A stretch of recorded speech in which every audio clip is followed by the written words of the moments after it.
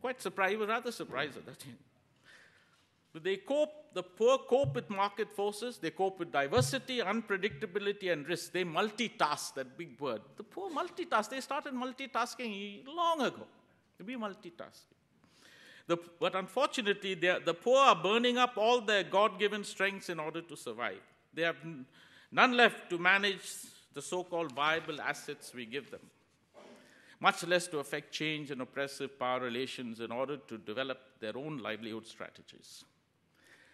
4, project designs do not factor in power relations. Right? Economists cannot quantify them, they are fuzzy. Hence, they don't quantify intangible assets like empowerment, like affinity, which constitute poor people's strengths. They cannot be given a number, therefore they do not exist. The old dictum that you can manage only what you can measure still rules development management, and you just can't get out of that.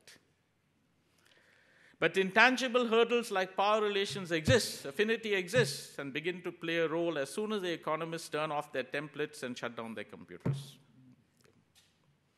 Over the last 25 years, several groups have emerged in this organization called MYRADA. We have the watershed associations, the sex workers groups, we call them Saukya, the health groups. But I'll just look at the self-help group because I've sort of been... I have been immersed in the cooperative movement. I studied the anti-Ganesh movement. I was very involved in cooperatives. Many Canadians came out when we started the cooperatives. In fact, one of them, Alex Laidlaw, has a chair here, I think, if I'm not mistaken. He was in India, a good friend of mine. Now, we started the self-help groups, but when the cooperatives. But when I sat in a cooperative meeting, I found just the 3 fellows on top took all the decisions: the president, the secretary, and somebody else. And in India, you have to have the poor, the Dalits out. You have to have representation. But everybody kept quiet. Nobody opened their mouth, because they depended on those 3 guys for a job. They depended for a loan. So I said, what on earth's happening in this cooperative? And we encouraged them to break off. So one fine day, we found about 200 small groups coming and talking to us and saying, we've borrowed, we want to return the money, but not to the cooperative. So I said, to whom? They said, to MYRADA. We said, we gave the money to the cooperative in the first place, so it won't come back to us. So in sheer disgust, I said, why don't you return it to yourself? So I said, that's not a bad idea.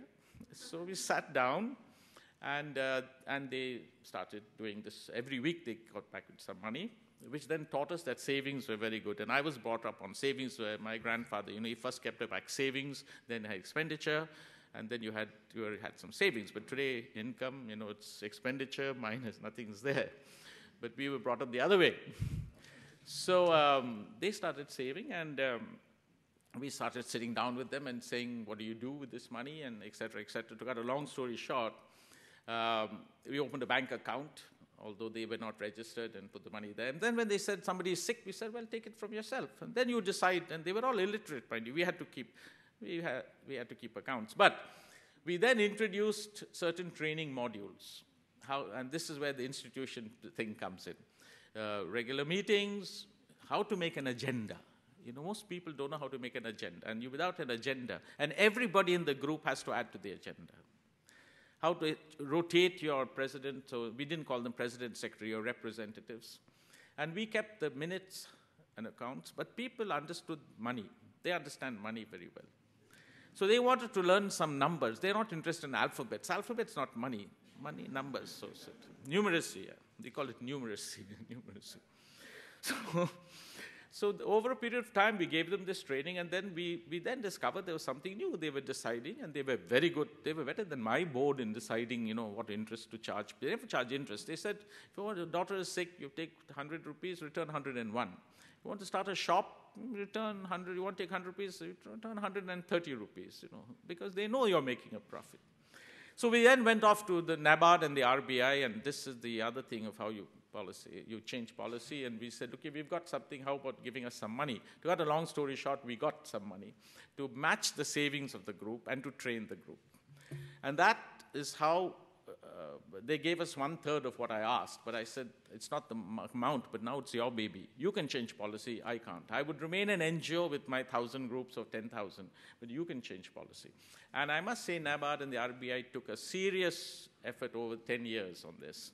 And in 89 and 90 came out with 3 policies, which of course we suggested. And this has not been taken anywhere else. And this is important because it means that the groups of the poor continue to have their own agenda and not work by yours. The first policy was to tell banks to lend to unregistered groups. Now, this was anathema to the law department. You must be registered, which means you wear our suit. Secondly, which was more difficult, to lend without asking for the purpose. To assess the group and not the purpose. And I had battles on this one.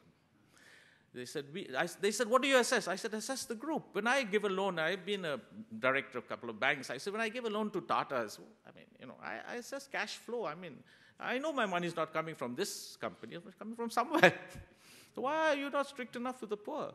And at that time, we made a study of loans in which the recovery of the government IRDP, which we had handled really, over 75%, loans of cats and dogs and cows and sheep.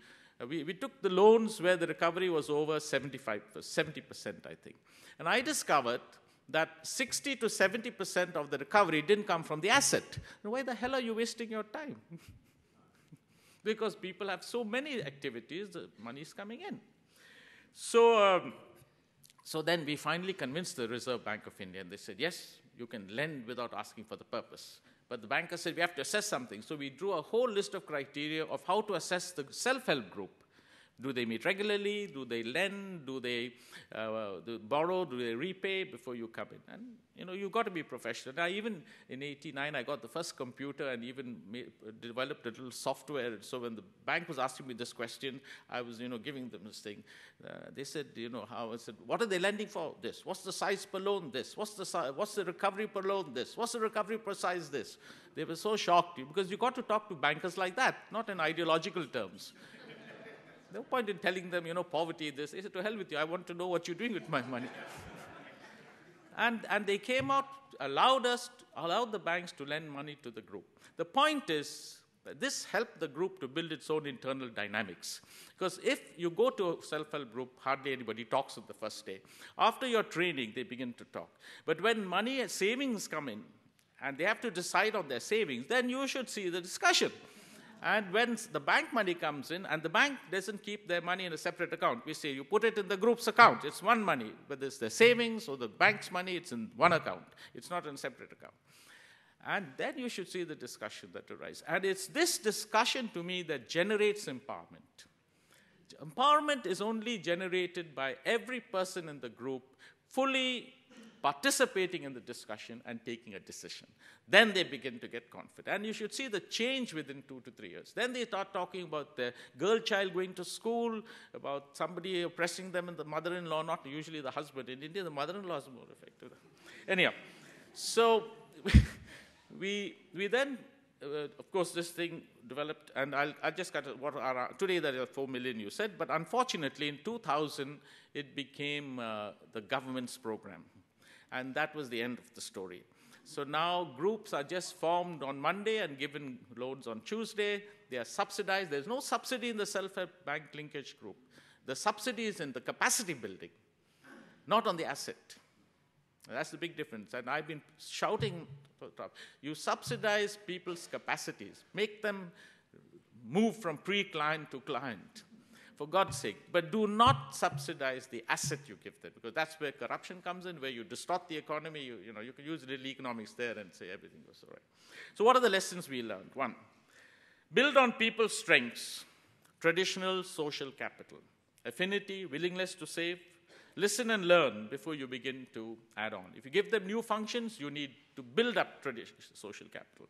Respect diversity and institutionalize it as close to the ground as possible.